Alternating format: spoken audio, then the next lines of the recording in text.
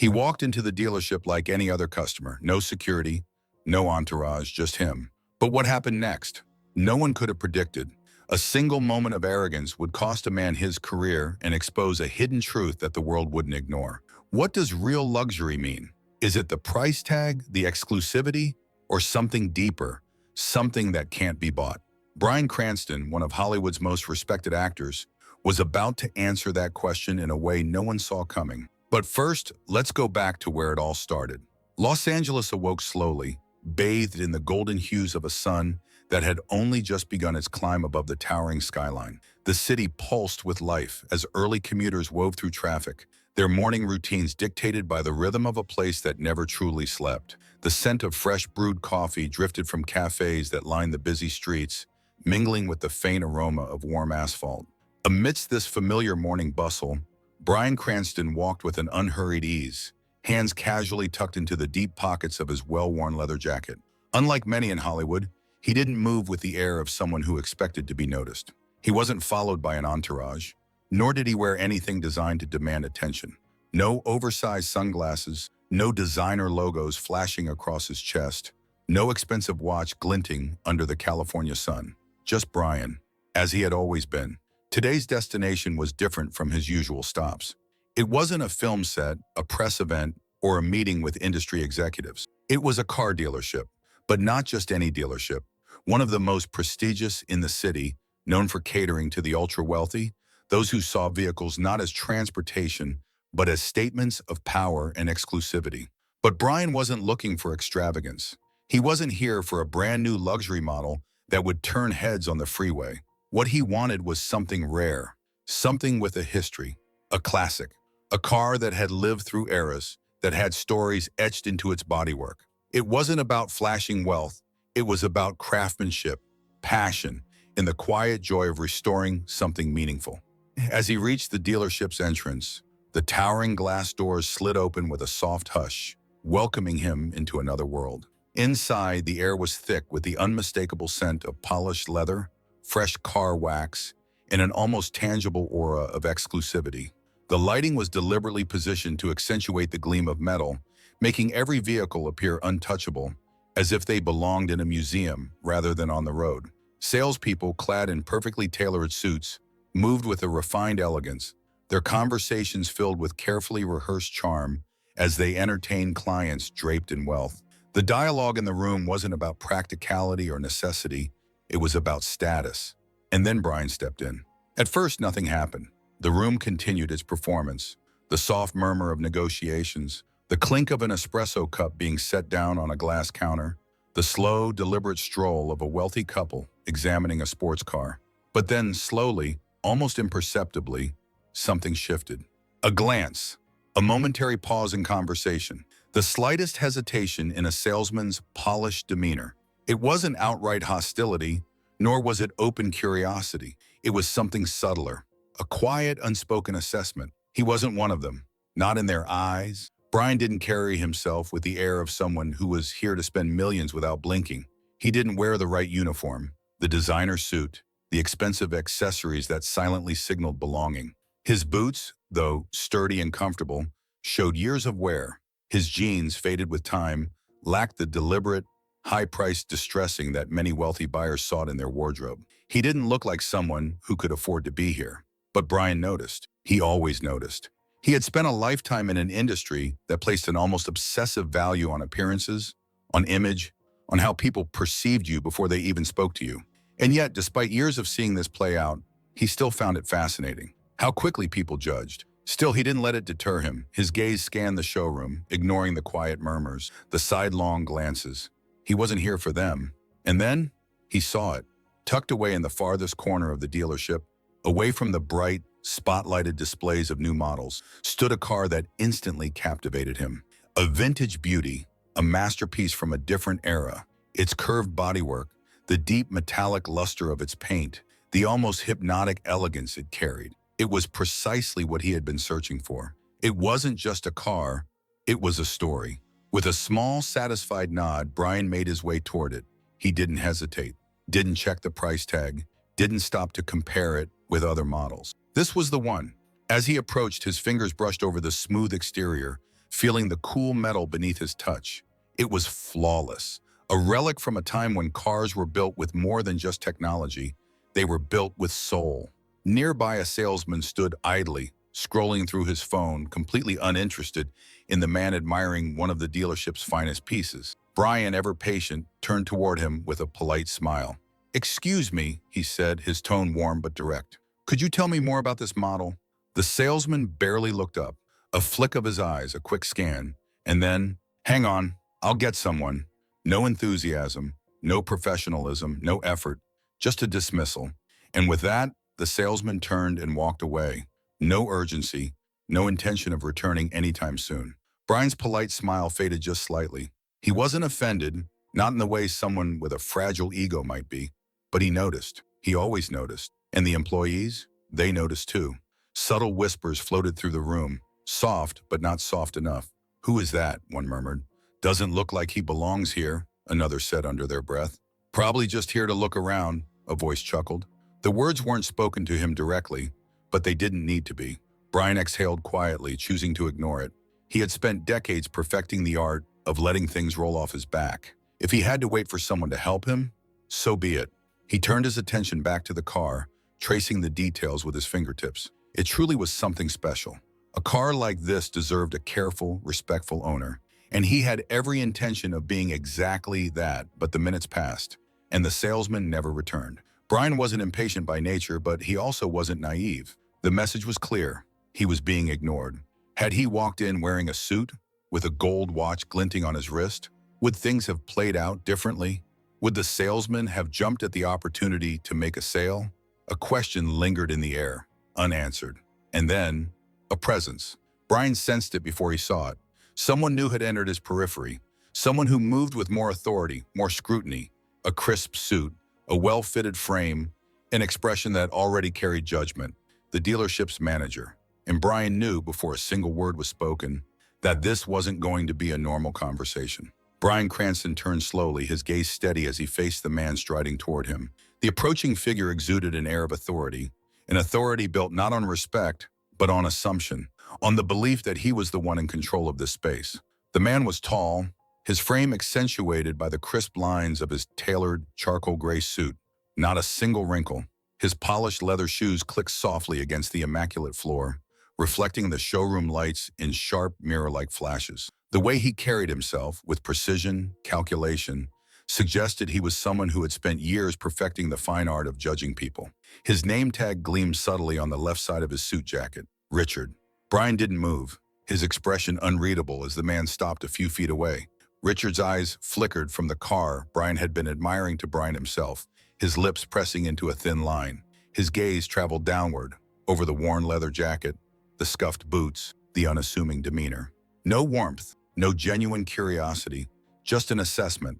For a brief moment, neither man spoke. The hum of the dealership filled the space around them. Soft, murmured conversations, the occasional clicking of expensive shoes on the polished floor, the faint, distant sound of a cash register processing a transaction. Then Richard finally broke the silence. "This model is exclusive," he said, his voice smooth, controlled, "very rare." There was something rehearsed about the way he spoke, as if he had delivered these lines before, many times over, but never to someone like Bryan. Bryan met his eyes, his face impassive. "That's exactly what I'm looking for." Richard's lips curved slightly, not a smile, something closer to amusement, a smirk that barely reached his eyes. It was subtle, but Bryan caught it, a look that said, "You have no idea what you're asking for." Richard took his time with his next move, letting his gaze deliberately wander over Bryan's boots, his faded jeans, his jacket that had seen years of wear. His sharp, scrutinizing glance wasn't an evaluation of a potential customer. It was a dismissal.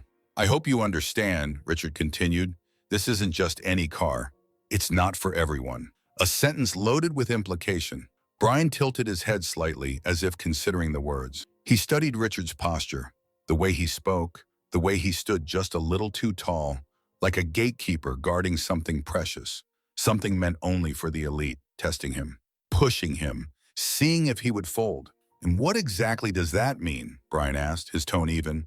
Richard let out a quiet chuckle under his breath, shaking his head slightly. "It means our clientele," he said, his voice light, almost casual, as he gestured subtly toward the other customers in the showroom. Men in tailored suits, women with diamond-laden fingers, people who exuded wealth without even trying.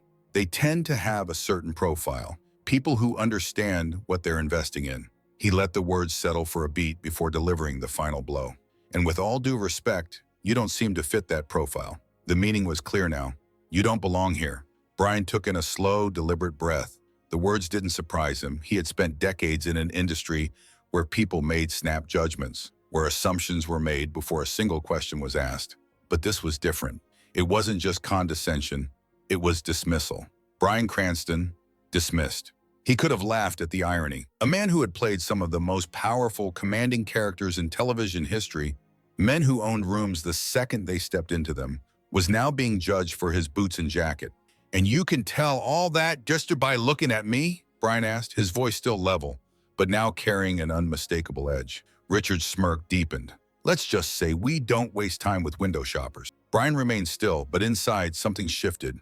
Not because he felt the need to prove anything, he had nothing to prove, but because he wondered how many others had stood where he stood now. How many people had walked into this dealership and been ignored? How many had been judged, dismissed, humiliated, simply because they didn't fit the image of someone worthy of a luxury purchase? His jaw tightened slightly. He exhaled through his nose. Then calmly, "I see," he said. He turned back to the car, his fingers once again tracing the hood.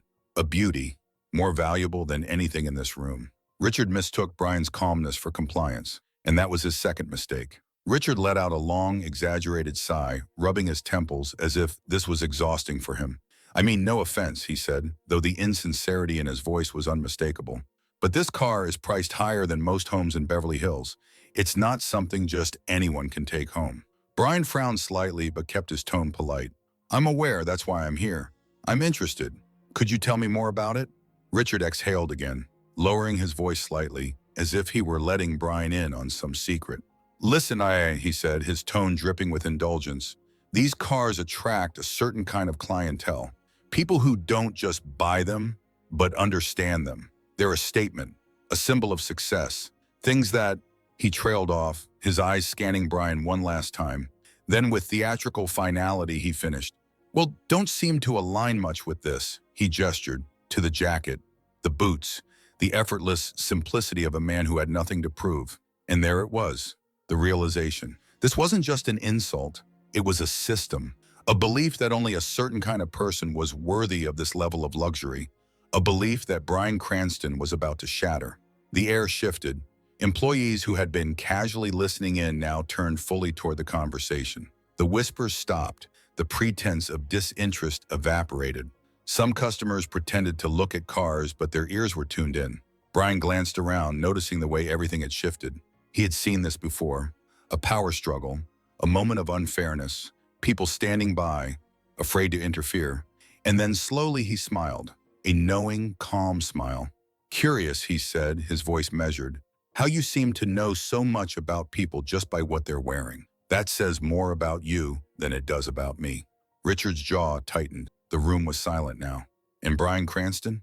Still in control. Richard took a step closer, his posture stiff, his voice sharper. "Look, I see people like you all the time. They come in, look at the cars, maybe even take a few photos for social media, and then they leave. If you're here to play pretend, I'd rather you not waste my time. Or my team's time." Bryan didn't move, didn't blink. His patience was wearing thin. "And what if I'm not here to dream?" he asked, his voice dangerously quiet. Richard let out a dry laugh, shaking his head. "Then I'd say you're in the wrong place." And just like that, he sealed his fate. The air inside the dealership had turned thick, suffocating, a silent force pressing down on everyone in the room. Just moments ago, the employees had been smirking, whispering, enjoying the quiet humiliation of a man they assumed was out of place. Customers, once absorbed in their own worlds of wealth and privilege, had barely given Bryan a second glance. But now, every set of eyes was locked onto him. It was as if time had frozen. The smooth jazz playing softly through the overhead speakers now felt out of place, almost mocking the gravity of what had just occurred. The gleaming eyes, once the main attraction, now sat forgotten, mere props in the unfolding drama that had overtaken the showroom. And at the center of it all, Richard, the arrogant manager who had spent the last several minutes belittling Bryan Cranston, dismissing him as nothing more than a window shopper, was now frozen in place, his entire world unraveling before him. His fingers gripped the check Bryan had handed him, but he couldn't bring himself to look at it again. He didn't need to, because he already knew. He had just made the biggest mistake of his career. His face drained of color, his body stiffened, his breath hitched, the realization hitting him like a freight train. The man he had just mocked, the man he had deemed unworthy, was one of the most respected and influential actors in Hollywood. A man who, with a single sentence, could destroy everything Richard had built. The weight of his arrogance, his unchecked entitlement, came crashing down all at once. And for the first time since he had walked into the room, Richard felt powerless. Bryan Cranston hadn't moved. He didn't need to. He stood there, calm, still, watching. Not with anger, not with gloating satisfaction, but with the patience of a man who had seen this play out before. He had met men like Richard before, people who thought their power, their status, made them untouchable. But this time it was different. This time, Bryan wasn't just another customer being looked down upon. This time, he held all the power. Richard swallowed, his throat dry, his confidence shattered beyond repair. His lips parted slightly, desperate to find words, any words that might fix the situation. "Mr. Cranston, Bryan raised a single hand, his palm facing outward. A silent stop. Richard's voice died in his throat. The air inside the dealership had never felt heavier. Bryan's face remained unreadable, but his eyes carried something sharp, something unyielding. "Let me ask you something," Bryan said, his voice steady, controlled. Richard stood stiff, uncertain, his jaw tightening. "If I had walked in here wearing a suit, a Rolex on my wrist, and an expensive pair of shoes, would you have treated me differently?" The question hung in the air like a blade. Richard hesitated. His eyes darted around the room, searching, looking for support from the employees who had once laughed along with him. But now those same employees were looking away. Some glanced at the floor, suddenly finding interest in the spotless marble tiles beneath them. Others busied themselves with non-existent tasks, flipping through documents they had no intention of reading. No one was coming to his defense. Richard was alone. He tried again, but Bryan wasn't finished. "Because from where I'm standing," Bryan continued, his voice unwavering, "it seems like you don't sell cars. You sell status. You don't care about the person behind the purchase. You only care if they look the part." Richard's jaw clenched. His fists curled slightly, his breath quickening as he struggled to regain control of the conversation. "Mr. Cranston, that's why I won't be buying this car." The sharp inhale of breath that followed rippled through the room. The reaction was instant. Employees stiffened. A few customers, who had been pretending not to eavesdrop, visibly tensed. And Richard? His head snapped up, his carefully crafted mask of superiority cracking at the edges. "What?" he blurted out, his voice losing its polished composure. Bryan took a step back, distancing himself, not physically, but morally. "You heard me, why," he said, his tone unchanged. "I don't do business with people who judge others by their appearance. Respect isn't something you reserve for the wealthy. It's something you give to everyone, regardless of what they wear or how much money they have." The silence that followed was unbearable. Richard's lips parted, his mind scrambling for a way out, a way to undo what had just been done. "Please, Mr. Cranston," he tried again, his voice different now. The arrogance was gone, the certainty, the smug confidence, all of it replaced with desperation. "There's been a misunderstanding. If I had known," Bryan's eyes darkened, "if you had known who I was, you would have treated me differently." Richard flinched. Bryan took a step closer, his voice dropping just slightly. "And that," he said slowly, "is exactly the problem." With those final words, he turned on his heel, walking away from the car, from Richard, from the entire toxic atmosphere that had poisoned the air since the moment he stepped through the glass doors. The sound of his boots against the pristine marble floor was the only thing audible in the entire showroom. No one moved, no one spoke. The once bustling luxury dealership, where conversations had once flowed effortlessly, where salespeople had entertained high-profile clients with ease, had now been reduced to a silent, stunned audience. Every single person in that showroom had underestimated the man who now walked away without a single backward glance. As Bryan reached the entrance, something caught his eye. A young man, maybe in his early 20s, stood in the far corner of the showroom, his phone raised slightly, recording. Their eyes met for just a moment. The young man, nervous but determined, gave Bryan a small nod, a silent acknowledgement, a quiet act of solidarity. Bryan didn't react. He didn't need to. He simply pushed open the glass doors and stepped outside, disappearing into the Los Angeles sunlight. But inside the dealership, Richard was crumbling. His hands trembled slightly as he looked around, feeling the weight of every pair of eyes on him, and his employees, who had once laughed alongside him, stood in stunned silence, their expressions unreadable. Some looked guilty, others indifferent, a few disgusted. And then, reality struck. Richard turned abruptly, scanning the showroom, his mind racing. He needed to fix this. He needed to find someone, his boss. But before he could even process his next move, the young man who had been filming lowered his phone. His fingers tapped the screen a few times, and then uploaded. The video was live, and Richard's nightmare was only just beginning. The video spread like wildfire. One moment, it was just another clip buried in the vast ocean of social media, another small piece of digital noise in a world constantly moving from one controversy to the next. But this was different. Within minutes, it had been shared across platforms, gaining traction at a speed no one could have anticipated. By the first hour, it had tens of thousands of views. By the third hour, it had millions. And it wasn't just a video anymore. It was a symbol of arrogance, prejudice, and a system built on appearances, shattered in real time. People weren't just outraged at Richard's dismissive, condescending attitude. They saw themselves in Bryan. They saw their own experiences, times they had been judged unfairly, times they had been ignored, times they had been made to feel small because of how they looked. It hit a nerve, and the internet had a field day. The clip captured everything: Richard's arrogant tone, his smug assumptions, his absolute certainty that the man standing in front of him was unworthy of his time. And then, the moment of realization, the moment when he saw the name on the check, when his entire demeanor shifted, when the power he thought he held evaporated in an instant. Social media exploded. How can you be this arrogant, judging someone by how their clothes? Ridiculous. Imagine treating Bryan Cranston like that. He's literally one of the most humble guys in Hollywood. This is exactly why people hate these types of dealerships. If you don't look rich, they treat you like garbage. This isn't about Bryan being famous. This is about basic human decency.